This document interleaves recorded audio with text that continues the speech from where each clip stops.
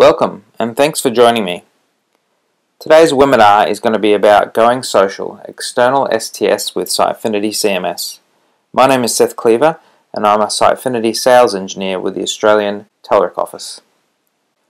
We're going to be covering a couple of items today. I thought we might do a quick overview of what is STS. Then we will take a look at single sign-on between two or more Sitefinity based websites. Then we'll get into a bit more code and we'll look at extending Sitefinity to support external authentication providers, such as Facebook and Twitter. And finally, a very quick look at using third-party identity servers with Sitefinity, and specifically Identity Server. A few years ago with the Sitefinity 5.0 release, Sitefinity switched from forms authentication to claims-based authentication. And this opened up a whole lot more opportunity as Sitefinity developers for tighter integration with other systems, particularly those offering security token service. So I thought just before we jump into Sitefinity and some code, let's just briefly go over how claims-based authentication works.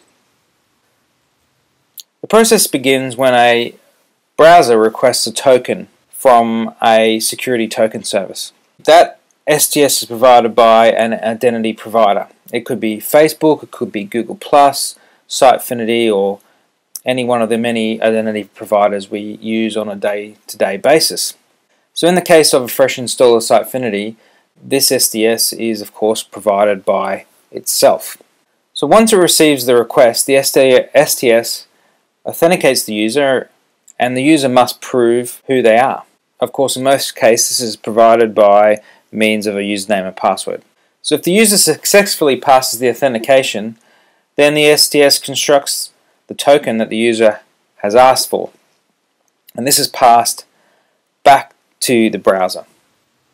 So the token contains claims about the identity of the user based on the information that the identity provider has in its account attribute store. So after digitally signing the token, the STS sends the token back to the user, and the user now has a token that he or she can use to access applications. So in this case, Sitefinity. An application will usually maintain a list of trusted identity providers that it's willing to accept tokens from. So when the token is provided to an application, it will check that the identity provider of the token is one that it trusts, and it also checks the token signature to make sure that it hasn't been tampered with. If the token is in fact from a provider it trusts, it will then believe that the claims contained in the token are true, and it can use those claims however it likes.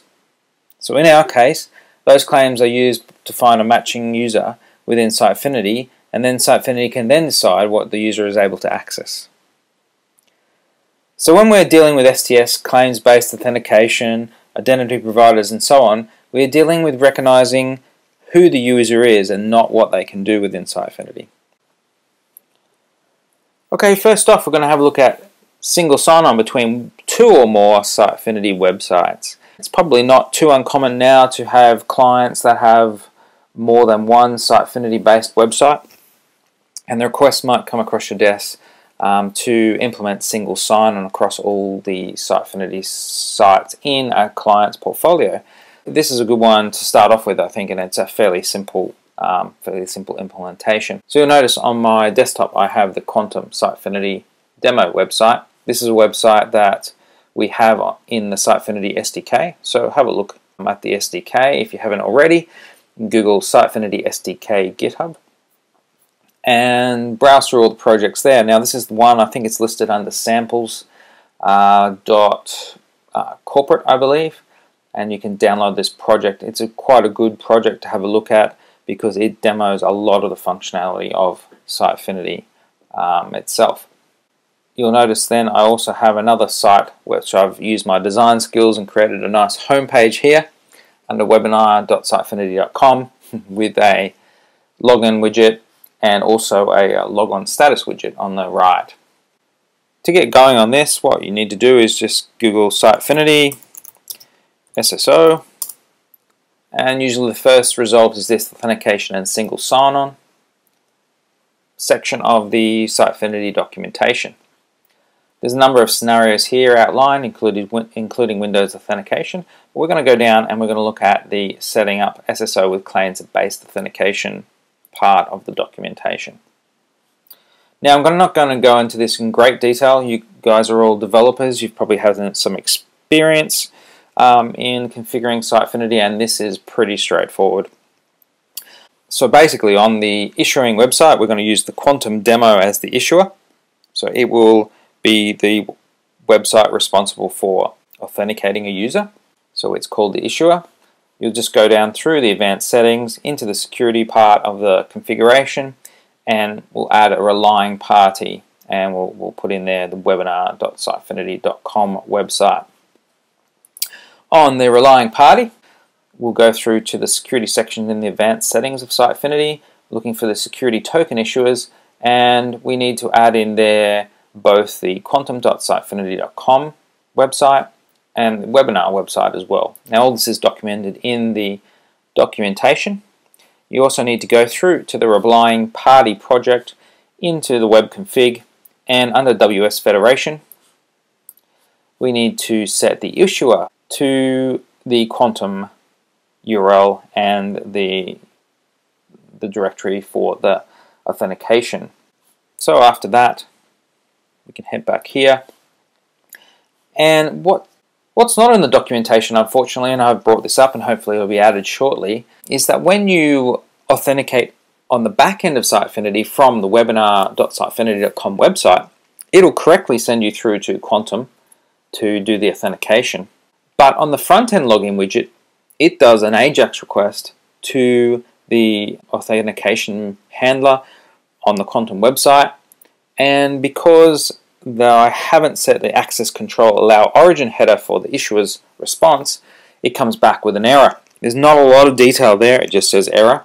It took me quite a lot of time to figure out what was going on there, but to set the access control allow origin header for the issuer website, which in this case is Quantum, all you need to do is go to the security section here in the advanced settings, and you will notice the second field down, or should be the second field down for you, is access control allow origin field. Now here I've just put in star to allow any website to use this as the authentication, but you might want to specifically name URLs that are allowed. So once we've got that all set up, we'll need to restart both websites to make sure the changes take effect, and from that point on we should be good. So let's log out of the webinar website, and we'll log out of the Quantum website, and you'll notice if I go to the home page of the webinar website, log in, and we'll get taken to Quantum to authenticate. Now if we go back and we jump into the back end of the Quantum website, we'll sign in with the admin user. Good, we're away. If I then go back to the relying party website here, press login, you'll notice that straight away the user is logged in as admin, because over on the same browser session we have got on the Quantum website the admin user is logged in, and that's working perfectly. Now if I went back to here and we logged out, and I used a standard user using the front end login widget, and we go. We'll get authenticated, and we're logged in. Now we need to keep in mind though that both websites need to have the user created. Both websites need an admin user, and both in this case needed the standard.user. So the Quantum website is just really saying to the webinar website that, yep, this person, admin or std.user, is who they say they are, you can let them in. So now I looked at single sign-on with multiple Sitefinity websites. I think we'll jump into looking now at setting up Sitefinity with external STS logins, and particularly some social networks. So we'll jump back in here to the documentation, and I hope you don't mind us having a look at the documentation website. I think once you go back and may have a look at this yourself. It's good to refer to the documentation so you know where to look for, so that you continue on to extend what we've done here. So jumping back into the authentication and single sign-on area of the documentation, this time going down to setting up an external STS login. There's pretty clear instructions here on how exactly to do this. At the top of the document, it refers to a GitHub repository, a Sitefinity external STS integration. And some of the guys from the product team have had a look, have put together this project to get you started. And I've actually downloaded the code and used it myself. So it is actually forming the basis of what I'm doing here today. But I wanted to show you a few things, a few tricks that I've actually picked up myself when I go to build these external modules, I guess. In Visual Studio, I open the Sitefinity web app of the Quantum website we're looking at before. So what we're going to do is we're going to add a new project to this solution. So go to File. We'll go New Project now. In the Add New Project dialog, we have, if you've installed Sitefinity Thunder, you'll have a Sitefinity section. Now, under the Sitefinity section, you'll have a Sitefinity custom module, which gets you started on the road of creating your own custom modules, content modules in Sitefinity. And we've also got the Sitefinity empty custom module. So we're going to use this one. So we'll browse to the Quantum website. I'll select that folder, and we're going to call this external STS. That'll be right. I might just delete that one actually. Let's give it another go. And we've got a new C-class project added to our solution. The reason why I do this, you'll notice it has created this template empty custom module for us. And what this does is we've got a folder in here for all different types of configuration items, widgets, and so on, field controls. We can put in here our configuration. You might have a custom configuration with properties in it for your Sitefinity project. You've got folders for your backend UI, your services, and that sort of thing.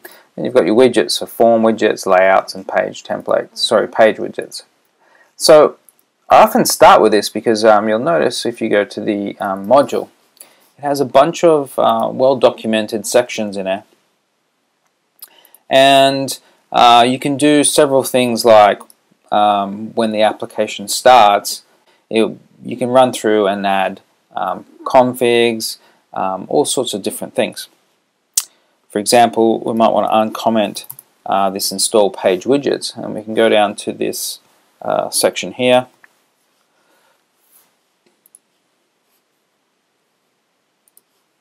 Sorry, I forgot I was using my Mac today to do this demo.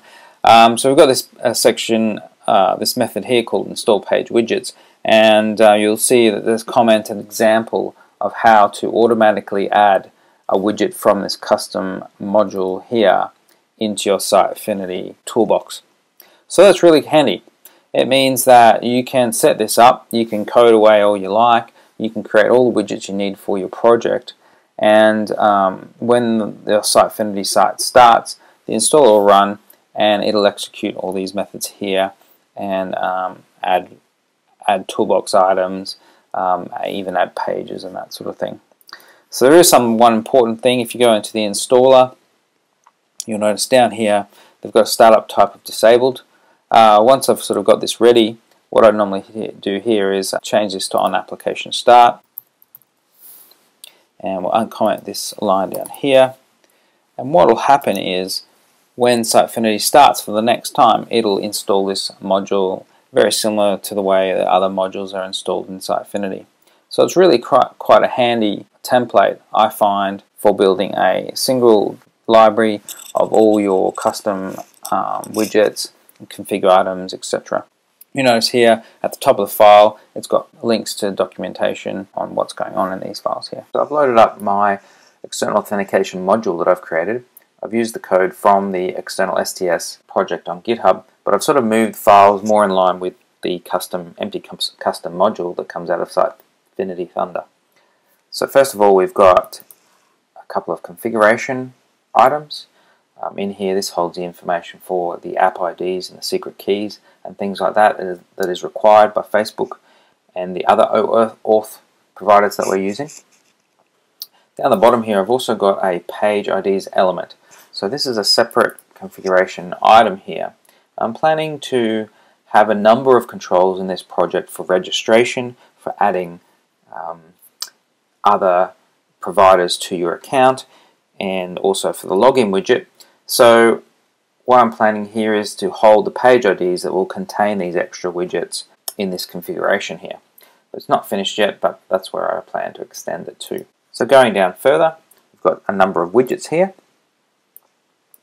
We've got the auth login widget. So here is a number of links to the different providers. Log in with Facebook, log in with Twitter, and we'll show you what's going on there in a minute. So you'll notice here that this is the class for the auth login widget, and it's inheriting the login widget that comes with Sitefinity.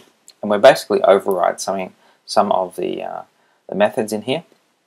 One of the things we're doing down here is when we create child controls, we're actually adding our auth login form.ascx into the existing ASCX file for the login widget.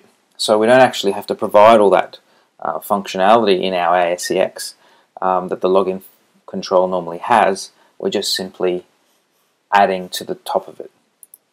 So the option here allows you to add at any point using an index, or you can take that way and it'll just be added to the bottom of the controls. The other thing that this class is doing is it's adding in some JavaScript descriptors to handle the redirect to the OAuth provider. I've also got an external account file. I'm planning to put in there the ability to register. So I've got the installer file. I've changed this installer file to actually add in the module automatically to Sitefinity. So I've put in this on application start, and I've uncommented this line here, which will automatically install the module the first time it runs. Now in the module file, I've moved some of the original configuration items from the external STS project into here. You'll see here when the module initialized, it'll initialize the resources, the configuration file that we just went through just a second ago, and also it will also set up the authentication clients based on whether the configuration properties are filled in or not, or enabled in the case of Google. One important thing to remember here though is this is using the Microsoft.ASP.NET membership.openauth library. It comes with a number of pre-configured providers, and Google is one of them. Now the Google provider actually uses the OpenID system, which has been deprecated by Google as they're moving to Google+. So this actually won't work, and you'll have to write your own provider configuration here if you want to use Google, because they've shut down the ability to add new sites. You'll notice that there's the Amazon as well. Now this doesn't come out of the box with the library that we're using, so we've got some custom functionality here to add in the Amazon provider. During the install, we're installing the virtual paths, and we're adding page widgets. So down in the widgets section here, we're looking for the login section of the toolbox, and we're adding in the OAuth login form, and down we're also then looking for the users section, and we're adding in the registration form.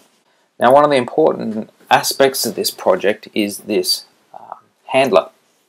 So what we're doing here is we're inheriting the security token service handler that comes with Sitefinity, and we're actually overriding it to add in some functionality that we require for external STS.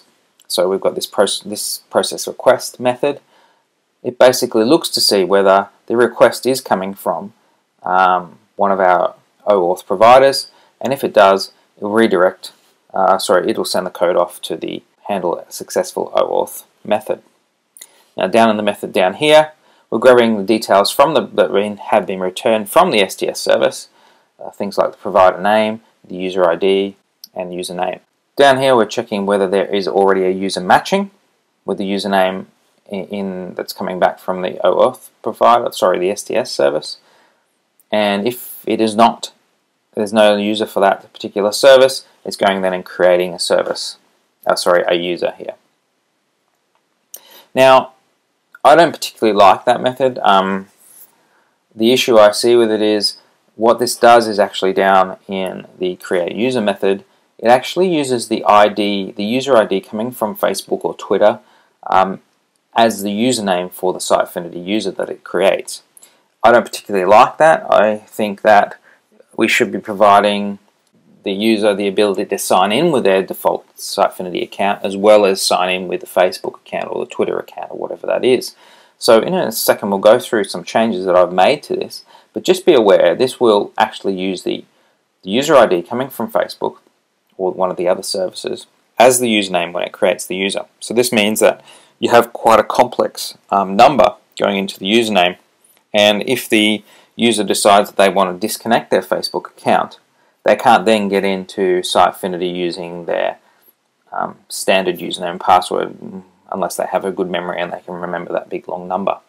So what I want to do is make some changes to that and actually create a custom field in the provider of the user's provider, and store the ID coming from Facebook or Twitter into a custom field and retrieve the user that way, and then create a username based on their name, so first name dot last name, for instance. Ideally, what I'd really like to do is provide a way for the user to be redirected to another form so that they can choose their Sitefinity username rather than me mandating it by the options I've set here. So let's just switch across to my new implementation here. So you'll notice when we go down to the hand a successful auth method. So what I'm doing here is I've created some configuration items to hold the field name for each of the user IDs. So in this case we're going through here, we're grabbing the provider name that's being returned.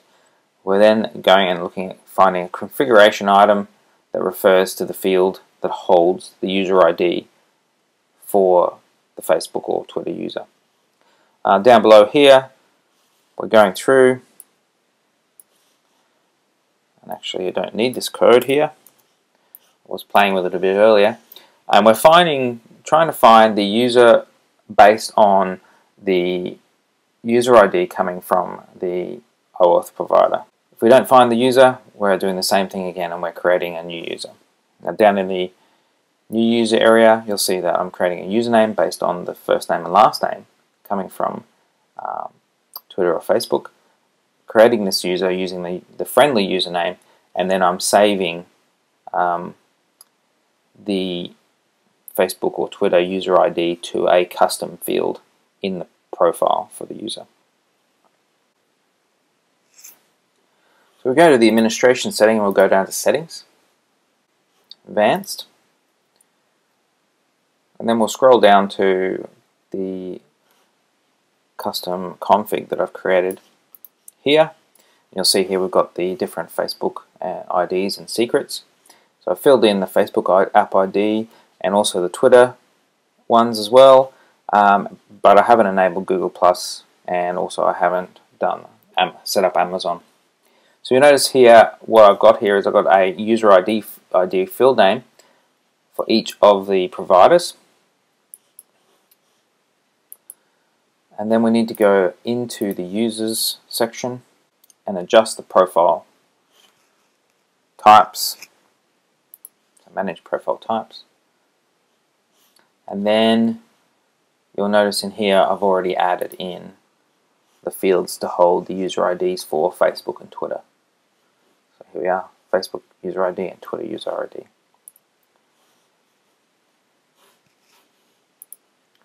We go back to users. Should have a user in here, those fields in the profile here. Yes, we can see those there. So once we've done that, we go down to the pages area and we go to the login form, and we'll remove the standard Sitefinity login form and put our new login form into the page there. So we'll get rid of this login form.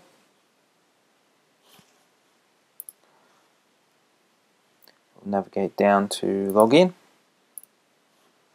and here's our auth login form that the system has automatically installed.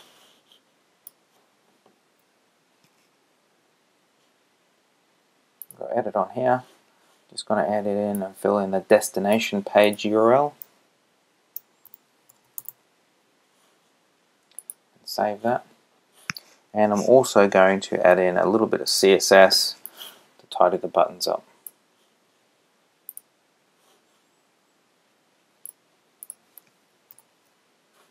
Normally, of course, you do this in your CSS file. Let's preview that. You can see here we've got the standard login form, which we had already, with the two login with Facebook and login with Twitter buttons above. So we'll publish that. We'll head over now to an incognito window, and we'll give it a shot to log in with Facebook. So we should have our Facebook and Twitter controls at the top of the login form. That's right. We'll log in with Facebook, and hopefully it's going to ask me for permission. So here we have the request to add Sitefinity STS, which is the application I've registered in Facebook, and let the application have access to my profile. So I'll click on OK, and there we have it. We've got a user created, Seth.Cleaver. If we jump back into the back end, go to administration, and have a look at what has happened here.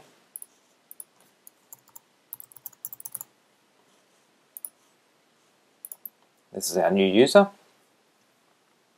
and hopefully the user ID from Facebook should be populated into that field that we created. And there we go as well. Notice here that it's also been put into the nickname field, so I might want to change that and get rid of that later. But it seems to be working fine. So if we log out, we should not be represented with that request again if we log in. So let's go log in with Facebook, and bang, we've been over to Facebook.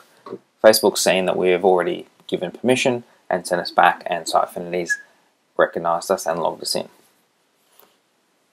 So that was working great. I just wanted to talk about for a moment what I think this whole process should look like if it was working really, really well. So first, of course, we have the login screen, and then somebody on the login screen might press the social login button. That might be the Twitter button, Amazon button, Facebook button, whatever that might be. Of course, it'll then send the user through to the identity provider, where they'll either authenticate themselves or cancel out of the process. If they cancel out of the process, they should, of course, be returned back to the login page. Let's assume that they do authenticate themselves and it's successfully. They should, of course, then go through to Sitefinity and the destination page. Now that might be the original destination page they were trying to log into, one that was protected by authentication, or that might be the destination page specified by the login widget as the default. Now this whole process is happening currently in the project that we've just been through. But where I'd like to see it extended to is if a new user is detected, rather than being created automatically and going straight through to the destination page, I'd like to see them go to a create profile page where they can enter their username, clarify or change their email address that's coming from the identity provider, and in some cases, such as Facebook, you can actually register it with Facebook without your email address, so you can use your mobile phone number. So we won't necessarily always have your email address, and if somebody's trying to do a password reset or something like that, that's kind of important. So there is a number of fields that I think is important for the user to specify in the create profile or create user process. And I think by doing it automatically as it's done now, that doesn't set up an ideal situation. I also think that the user should be able to log in with their Sitefinity user details or their social login details and end up with the same user. So I think this is an important step in the process of getting this into a seamless process. So of course, once they create their profile, they go back to the destination page that was originally specified via the login control, or that they were trying to log in into in the first place, or get access in the first place. So then I think it's really important, often a website will have a profile page, and I think again it's really important that there is on that profile page the ability to add another identity to your Sitefinity account. So for example, you might have originally only registered with your Sitefinity account, and now you might want to add the Facebook login, or you might want to add Twitter login, and there should be no reason why multiple identity providers isn't supported for one single user. And that's why I've moved the current project that's on the GitHub repository away from storing the social user ID in the username field in Sitefinity to actually having separate fields that it saves its user ID into, so that at some point you can move the project to being able to support multiple identities. Before we finish our webinar today, I just wanted to talk quickly about using third-party identity servers with Sitefinity. There is one other option that we haven't explored so far, and that is using a central identity provider within your business that different types of apps connect to provide authentication. So in this particular instance, we would have Sitefinity connecting into this central identity provider, and you might have a Sitefinity based intranet, you might have other business apps. And there is somebody who has done a customization, an open source product called Identity Server. So if we Google Sitefinity Identity Server, we'll come across Richie's blog, and he has actually set up Identity Server with Sitefinity. And he goes into discussing how it works.